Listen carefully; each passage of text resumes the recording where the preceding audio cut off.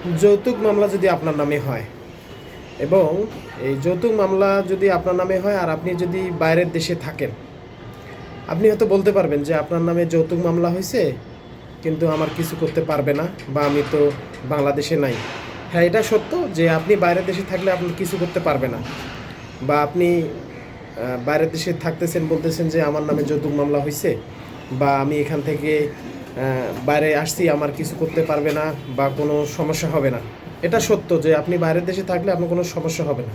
কিন্তু যখন আপনার নামে যৌতুক মামলা হবে, যখন আপনার কোর্টে হাজিরা দেওয়ার জন্য ডাকবে বা আপনাকে সাক্ষীর জন্য ডাকবে যে আপনি কই আছেন, তখন তো আপনি অনুপস্থিত অবশ্যই থাকবেন।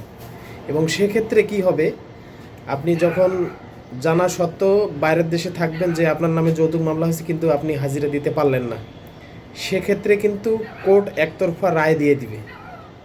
পরবর্তীতে আপনি যদি বাংলাদেশে থাকতেন তাহলে আপনার সুবিধা একটা থাকতো যে কোনো উকিল নিয়ে, কোনো ভালো ব্যক্তিকে নিয়ে আপনি, আর বাংলাদেশে থাকলে আপনার একটা সুবিধা থাকতো যে আপনি উকিলের মাধ্যমে ধরে আপনি ওখান থেকে বের হতে পারেন বা জামিনের ব্যবস্থা করতে পারেন।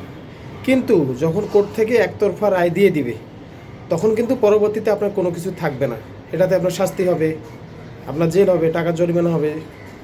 এই জন্য এই ধরনের মামলা যদি হয়ে থাকে অবশ্যই এটা সমাধান করবেন।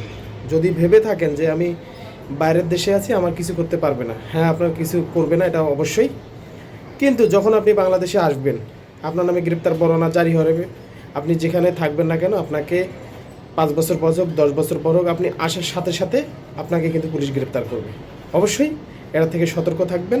আমার ভিডিও ভালো লাগলে শেয়ার করে দিবেন। ধন্যবাদ। আসসালামু আলাইকুম।